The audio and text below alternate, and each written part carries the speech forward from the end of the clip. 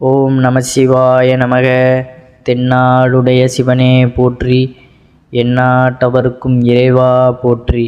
பொதுவாக நம்ம வீடுகளில் பூஜைகள் நம்ம செய்வோம். அந்த பூஜைகள் செய்தாலுமே நம்ம வீட்டில் உள்ள அந்த தெய்வ சக்தி அப்படிங்கிறத நம்ம எப்படி அதிகப்படுத்தணும் அப்படின்னு பார்த்தீங்கன்னா, சில குறிப்பிட்ட விஷயங்களை நம்ம தொடர்ச்சியாக பூஜையின் மூலமாக நம்ம செய்யும் பொழுது, பூஜை அறைகளில் நம்ம இறைவனை இவ்வாறு வழிபடும் பொழுது நமக்கு நம்மளுடைய வீட்டுகளில் எப்பொழுதுமே அந்த தெய்வ சக்தியானதை நம்ம நிலைத்து நிற்க வைக்கவும், அதை வெளியே போகாமல் வைக்கவும் நம்மளால் இவ்வாறான விஷயங்கள் செய்யும் பொழுது தான் அது முடியும். ஏன்னா நம்ம பூஜை செய்கிறோம், பூஜை செய்தாலும் சில நேரங்களில் நம்ம சாமியை வழிபட்டாலும் எங்களுக்கு கஷ்டம் குறையலை அப்படின்னு நம்ம புலம்புறது உண்டு. வீடுகளில் சண்டை சச்சரவு இருப்பது அப்படிங்கிறதும் நம்ம நினைத்து கொண்டு இருக்கிறது தான். அப்போ அதை முறைப்படி நம்ம செய்யும் பொழுது தான் அந்த பூஜையிலையும் நமக்கு பலன் கிடைக்கும். நம்ம வீடுகளில் உள்ள இறை சக்தியையும் நம்ம வீடுகளுக்குள்ளேயே தக்க வைத்து கொள்ள முடியும். அது வெளியே போகாத மாதிரியே நம்ம பார்த்து கொள்ள முடியும். எப்பொழுதுமே பார்த்திங்கன்னா வீட்டுக்குள்ளே எந்த ஒரு அமங்கலமான வார்த்தைகளையும் பேசக்கூடாது.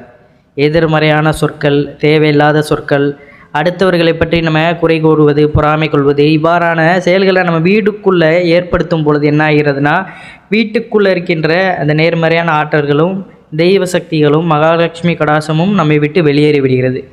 அப்போ வீட்டுக்குள்ளே நம்ம எப்படி இருக்கிறோம் அப்படிங்கிறத பொறுத்து தான் நம்மளுடைய ஆற்றலையும் அந்த இறைத்தன்மையும் தக்க வைத்து கொள்ள முடியும் அப்படிங்கிறதையும் நம்ம முதல்ல உணர்ந்து கொள்ள வேண்டிய ஒரு விஷயமாக இருக்கும். இறைத்தன்மையை எப்படி நம்ம வீட்டுக்குள்ளே தக்க வைத்து கொள்ளணும், அப்படிப்பட்ட ஒரு 5 விஷயங்களை தான் நம்ம இந்த பதிவில் தெரிந்து கொள்ள போகிறோம். அந்த இறைத்தன்மையை எப்படி வெளியேற்றாமல் வீட்டுக்குள்ளேயே தக்க வைத்து கொள்ள போகிறோம், அதை பற்றியும் நம்ம பார்க்கலாம். நம்ம சேனலுக்கு புதுசாக வரவங்க நம்ம சிவன் கோயில் சேனலை சப்ஸ்கிரைப் பண்ணி வச்சுக்கோங்க. உங்களுடைய நண்பர்களுக்கும் இந்த வீடியோவை பகிர்ந்து கொள்ளுங்கள். மறக்காமல் இந்த வீடியோக்கு ஒரு லைக் பண்ணிடுங்க. முதல் விஷயம் பார்த்திங்கன்னா, நம்ம எப்பொழுதுமே அதிகாலையில் எழும் பொழுதே அந்த நல்ல ஓசைகளோடு நம்ம எழணும். தேவாரம், திருவாசகம், சிவபுராணம், கந்தசஷ்டி கவசம், கந்தபுராணம் இப்படியாப்பட்டவைகளை நம்ம அனுதினமும் கேட்டுக்கொண்டு நம்ம அன்றைய நாளை தொடங்கும் பொழுது வீட்டிற்குள்ளும் அந்த ஒளியானது ஒலிக்கும் பொழுது அந்த இறைத்தன்மையோடு நம்மளுடைய வீடானது விளங்கி கொண்டு இருக்கும். நம்மளால் அதை பாராயணம் செய்ய முடியும், நம்மளால் அதை சொல்ல முடியும். அப்படிங்கிற பட்சத்தில் நம்ம பூஜை அறையில் உட்காந்து அதை நல்ல சத்தமாக உரைக்க பாடுவது ஒரு சிறப்பான விஷயம். அதை நம்மளால் பாராயணம் செய்ய முடியலை அப்படிங்கிற பட்சத்தில் அதை ஏற்கனவே பாடியவர்கள் இருப்பார்கள் பார்த்திங்களா, அந்த பாடலை கூட நம்ம போட்டு அதை கேட்டிருக்கலாம்.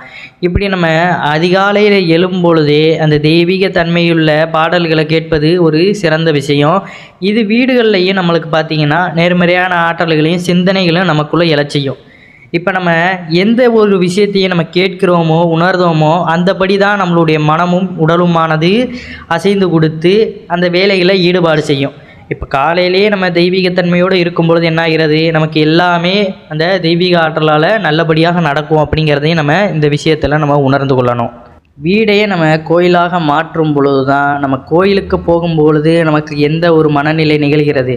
இப்போ ஆலயத்திற்குள்ளே பார்த்திங்கன்னா மந்திரங்கள் பாராயணம் செய்வாங்க, நல்ல ஒரு நறுமணங்கள் வீசும்.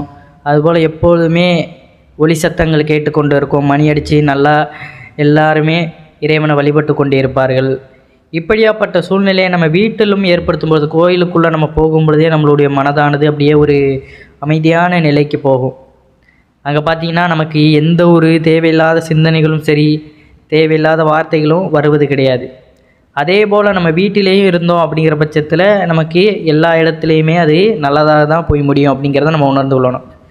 அப்போ அதிகாலையில் நம்ம எழும்பொழுது என்ன பண்ணணும், இவ்வாறான இந்த பாடல்களை நம்ம தெரிந்து கொண்டு காலையில் தினமும் அதை உச்சரித்து கொண்டு இருப்பது மிகவும் சிறப்பான ஒரு விஷயமாக இருக்கும்.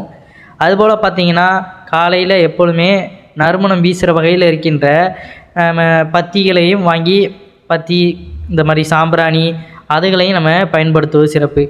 வீடு முழுக்க அவ்வாறான நறுமணம் நமக்குள்ளே வீசும் பொழுது நம்ம வீட்டுக்கு யார் வந்தாலுமே அவர்கள் எந்த ஒரு மனநிலையில் இந்த எதிர்மறையான மனநிலையில் வந்தாலும் சரி, இல்லை ரொம்ப சோகமாக வந்தாலும் சரி, அந்த தெய்வீக தன்மையை அவர்கள் நம் வீட்டில் வந்து உணரும் பொழுது அவர்களுக்கும் அந்த மனநிலையானது சரியாகிவிடும் அப்படிங்கிறது தான் நிதர்சனமான உண்மை.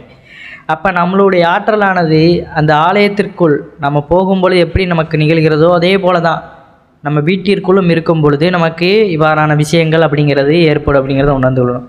அதனால் அதிகாலையில் எழுந்து நம்ம எப்பொழுதுமே நறுமணம் வீசக்கூடிய அந்த சாம்பிராணி புகைகளை நம்ம சுவாசிப்பது ஒரு சிறந்ததாக இருக்கும். சமையலறையை சுத்தம் செய்துவிட்டு அதற்கப்புறம் குளித்துவிட்டு இறைவனை வழிபட்டு விளக்கேற்றி அன்றைய நாளை புதுப்பித்து சிறப்போடு வழிநடத்தி செல்வது சிறந்ததாக இருக்கும். பெண்கள் எவ்வளவுக்கு எவ்வளோ தன்னுடைய குடும்பத்தினுடைய நலனுக்காக அவர்கள் முயற்சி செய்கிறார்களோ அவளுக்கு அவ்வளோ அவர்களுடைய குடும்பமானது மேலோங்கி வரும் அப்படிங்கிறது தான் உண்மை. ஏன்னா ஒரு குடும்பத்தில் பார்த்திங்கன்னா பெண்கள் அப்படிங்கிறவங்க மிகவும் முக்கியமான ஒரு பங்கு வகிக்கிறார்கள் அப்படிங்கிறத நம்ம ஆணித்தனமாக உணர்ந்து கொள்ள வேண்டிய ஒரு விஷயமாக இருக்கின்றது. அதை ஆண்கள் எல்லோருமே புரிந்து கொள்ள வேண்டிய ஒரு விஷயம். அதனால் பெண்களை எப்பொழுதுமே தரக்குறைவாகவும் நம்ம பேசக்கூடாது. அப்படி பேசினா கூட சில நேரங்களில் நம்மளுடைய வீடுகளில் நம்மளுக்கு தேவையில்லாத துன்பங்கள் வந்து நிகழும் அப்படிங்கிறதையும் நம்ம உணர்ந்து கொள்ளணும். ஆணும் பெண்ணும் ஒருவருக்கொருவர் அந்த குடும்பத்தை எவ்வளோ நன்றாக நகர்த்தி செல்கிறார்களோ அவ்வளோக்கு அவ்வளோ அந்த குடும்பமானது மிகவும் ஒற்றுமையுடனும் சந்தோஷமாக மாறும் அப்படிங்கிறது தான் உண்மை. சின்ன குழந்தைகளுக்கும் இந்த மாதிரியான நல்ல விஷயங்களை கற்றுக்கொள்வது, சிறு வயதிலிருந்தே அவர்களுக்கு இவ்வாறான விஷயங்களை பழகி கொள்வது தான் ஒரு சிறந்த வழிகாட்டுதலாக இருக்கும். ஏன்னா இப்போ உள்ள குழந்தைகளுக்கு பார்த்திங்கன்னா தேவையில்லாத விஷயங்கள் மீது தான் அவ்வளோவா இன்ட்ரெஸ்ட் வரும். அப்போ அந்த விஷயங்கள்லேருந்து அவர்களை புறக்கணித்து இவ்வாறான செயல்பாடுகளில் ஈடுபாடு செய்வது தான் சிறப்பு. சிறு வயதிலிருந்தே நம்ம பழகும் பொழுது தான் அவர்களுக்கு முதுமை வகையிலையும் அவர்கள் தனியாக போனால் கூட அவர்களுடைய வீட்டில் கூட இந்த பழக்கமானது தொடர்ச்சியாக இருக்கும். சில நேரங்களில் நம்மளால் வீட்டில் இருக்க முடியலைன்னா கூட அவர்களிடம் சொல்லி இந்த பழக்கத்தை நம்ம கொண்டு வரும் பொழுது அவர்கள் நம்ம இல்லைனா கூட ஆட்டோமேட்டிக்காக நம்ம சொல்லனா கூட அவர்கள் இந்த பழக்கத்தை அவர்கள் முறைப்படி கொண்டு வருவார்கள் அப்படிங்கிறது தான் உண்மை. அதனால் குழந்தைகளுக்கு ஆண் குழந்தைகளாக இருந்தாலும் சரி பெண் குழந்தைகளுக்கு நம்ம கட்டாயம் இதை சொல்லிக் கொடுத்து வளர்ப்பது சிறப்பான விஷயமாக இருக்கும். ஆண்கள் பெண்கள் என பார்க்காமல் இருவருமே ஆன்மீகத்தில் முழு ஈடுபாடோடு இறைவனை தாமும் தானை சார்ந்தவர்களும் எல்லோருமே நலமுடன் வாழணும் அப்படிங்கிற அந்த எண்ணத்தோடு நம்ம செய்கின்ற எந்த ஒரு செயலாக இருந்தாலுமே அது நமக்கும் சரி எல்லாருக்கும் நன்மைகளே வந்து சேரும் அப்படிங்கிறத உணர்ந்து கொள்ளணும். அதனால் ஆமாம் அவன் நல்லா இருக்கணும் நான் இதை பண்ணணுமா அப்படிங்கிற அந்த எண்ணத்தில் நம்ம எதையுமே செய்யக்கூடாது. ஒரு உயிர் தான் இந்த உலகத்தில் இருக்கின்ற ஒரு உயிர் தான் பல உயிர்களில் கலந்திருக்கின்றது அந்த சிவம் அப்படிங்கிறத நம்ம உணர்ந்து கொள்ளணும். அதிகாலையில் எழுந்து குளித்து விட்டு பூஜைகளில் நம்ம ஈடுபட்டு நம்மளுடைய வீட்டையும் சரி தினமும் இவ்வாறு பழக்க வழக்கங்களாக நம்ம கொண்டு வருவது சிறப்பானது. இந்த நாளில் மட்டும் பண்ணணும், செவ்வாய்க்கிழமை வெள்ளிக்கிழமை பண்ணணும் அப்படிங்கிறது கிடையாது. தினமும் பண்ணுறதே சிறப்பு தான். ஏன்னா நம்ம தினமும் பண்ணும் பொழுது நம்மளை அறியாமலேயே நம்மளுடைய உடலானது அந்த இடத்துல நம்மளுடைய மனதை ஊக்கப்படுத்தி அந்த இடத்துல அதை பண்ணணும் அப்படிங்கிற அந்த செயல்பாட்டை தொடர்ச்சியாக கொண்டு வரும். அப்போ எது விஷயத்திற்கோ நம்ம அடிமையாகி நம்மளுடைய உடலையும் உள்ளத்தையும் கெடுத்துக்கொள்கிறோம். ஆன்மீகத்துக்குள்ளே நம்ம அந்த நிலையில் நம்ம போகும் பொழுது அதற்கு அடிமையாகிறோம் அப்படிங்கிற பட்சத்தில் அது நமக்கு பெரிய ஒரு மாற்றத்தை கொண்டு வரும் அப்படிங்கிறத நம்ம முழுவதுமாக நினைத்து கொண்டு அதில் தொடங்குவது சிறப்பான விஷயமாக இருக்கும். அப்போ அதிகாலையில் எழுந்து விளக்கேற்றி நல்ல பாராயணம் உள்ள மந்திரங்களை நம்ம ஜெபித்து நறுமணமிக்க அந்த வாசனை பொருட்களை நம்ம ஏற்றி மணி அடித்து நம்ம பூஜைகள் செய்யும் பொழுது அந்த வீடே நமக்கு கோயில் போல் காட்சியளிக்கும் அப்படிங்கிறதா உண்மை. இதை தினமும் நம்ம காலையும் சரி மாலையும் சரி செய்வது சிறப்பு. இல்லை ஒரு வேலையை தான் செய்ய முடியினாலும் அந்த வேலையை நம்ம தெளிவாக இதை பண்ணுறது ரொம்ப ஒரு நல்ல விஷயமாக இருக்கும். எப்பொழுதுமே பார்த்திங்கன்னா பூஜைகளில் ஈடுபடும்போது மனத்தில் எந்த ஒரு சஞ்சலமும் இருக்கக்கூடாது. சஞ்சலம்னா என்னென்னு பார்த்திங்கன்னா இப்போ நம்ம பூஜையில் ஈடுபடுறோம், அதற்கப்புறம் ஒரு வேலை இருக்கும், அந்த வேலையை இதை டக்குன்னு முடிச்சுட்டு நான் அதுக்கு போகணும் அப்படிங்கிற அந்த எண்ணத்தில் நம்ம அது பண்ணோம்னு வைங்களேன், இதில் ஒரு மூடு ஈடுபாடு இருக்காது. இதை எப்படா சீக்கிரம் முடிப்போம் அப்படிங்கிற அந்த எண்ணத்தில் தான் இருக்கும். அப்போ எப்பொழுதுமே பூஜைகளில் நம்ம ஈடுபடும் பொழுது வேறு எந்த சிந்தனையும் நமக்குள்ளே ஏற்படுத்தி கொள்ளக்கூடாது. அப்போ நம்மளுடைய கவனமானது அங்கே தான் இருக்கும். செயல் இதில் செய்து கொண்டிருந்தாலும் கவனம் அப்படிங்கிறது அதில் தான் இருக்கும். அப்போ அது நம்மளுக்கு எதிர்மறையான ஆற்றல்களை உருவாக்கி விட்டுரும். அதனால் பூஜை புனஸ்காரங்களில் ஈடுபடும் பொழுது எப்போதுமே பார்த்திங்கன்னா நேர்மறையான ஆற்றல்களை நம்ம தக்க வைத்துக்கொள்ளணும் அப்படிங்கிறதுக்காக முழு ஈடுபாடோடு இதை நம்ம மேற்கொள்ளணும். அதுபோல் பார்த்திங்கன்னா வீடுகளில் நம்ம இந்த பூஜைகளில் ஈடுபட்டாலும் சில நேரங்களில் நம்மளுக்கு இந்த பூஜையில் இருக்கின்ற அந்த நேர்மறையான இறைத்தன்மை நிலைத்து நிற்க மடிக்கிறது. அப்படிங்கிறது பார்த்திங்கன்னா நாம் செய்கின்ற சில தவறுகள், வீடுகளிலே நம்ம செய்கின்ற தவறுகள் தான். எப்பொழுதுமே மற்றவர்களை பற்றி நம்ம இகழ்ந்து பேசக்கூடாது, அதாவது தரக்குறைவாக. மற்றவர்களை பார்த்து நம்ம பொறாமைப்பட்டு கொண்டு நம்ம பேசக்கூடாது. பூஜைகளில் ஈடுபடுறோம் அப்படின்னா நம்மளுடைய மனதானதை இறைவனிடத்தில் ஒப்படைத்து விடுகிறோம் அப்படிங்கிறத நம்ம புரிந்து கொள்ளணும். அதனால் அந்த மனதானதை நம்ம எப்பொழுதுமே தெளிவாகவும் சுத்தமாகவும் வைத்துக்கொள்ள வேண்டும் அப்படிங்கிறதையும் உணர்ந்து கொள்ளணும். தேவையில்லாத பேச்சுக்களை நம்ம என்றைக்குமே வீடுகளில் பேசக்கூடாது. அமங்கலமான சொற்களை நம்ம பயன்படுத்தக்கூடாது. ஒருத்தர் மீது ஏதாவது ஒரு குறையை சொல்லிக்கொண்டே நம்ம இருக்கக்கூடாது. யாரையும் சாப விடக்கூடாது. இவ்வாறான தவறான சொற்களை நம்ம பயன்படுத்தும் பொழுதே நம்ம வீட்டுக்குள்ளே இருக்கின்ற அந்த லக்ஷ்மி கடாசம் அப்படிங்கிறது வெளியேறிவிடும், இறைத்தன்மை வெளியேறிவிடும் அப்படிங்கிறத நம்ம உணர்ந்து கொள்ளணும். நம்ம ஆலயத்திற்கு சென்றால் எவ்வளோ கட்டுப்பாட்டோடு ஒழுக்க முறையில் நம்ம இறைவனை வழிபட்டு விட்டு அங்கே பூஜை புனஸ்காரங்களில் ஈடுபடுறோமோ அதே முறையை நம்ம வீடுகள்லையுமே பின்பற்றினாலே போதும். அமங்கலமான வார்த்தைகளை நம்ம என்றைக்குமே ஆலயங்களில் பயன்படுத்த மாட்டோம். நாம் பேசுகிறது பார்த்திங்கன்னா நம்மளுடைய செயல்பாடுகள். நாம் உடனே அடுத்தவர்கள் அப்படி செய்கிறார்களே அப்போ நாம் ஏன் இப்படி இருக்கணும் அப்படிங்கிற அந்த எண்ணத்தில் நம்ம இருக்கக்கூடாது. இது நமக்கான நல்வழி பாதையில் கொண்டு வருவது. அது நாம் செய்யும் பொழுது மற்றவர்களும் பார்த்து அதை கற்றுத்தேர்ந்தால் அவர்களுக்கும் அது நன்மையை கொண்டு போய் சேர்க்கும் அப்படிங்கிறத உணர்ந்து கொள்ளணும். அதனால் மற்றவர்கள் எப்படி வாழ்கிறார்கள் அப்படிங்கிறத நம்ம முதல்ல பார்ப்பதை நிப்பாட்டி விடணும். நம்மளுடைய வாழ்க்கை அப்படிங்கிறது நமக்கு எந்த வகையில் நாம் கொண்டு போய் அதை நல்ல முறையில் வாழ்கிறோம் அப்படிங்கிறத நம்மளுடைய கையில் தான் இருக்குது அப்படிங்கிறதையும் உணர்ந்து கொள்ளணும்.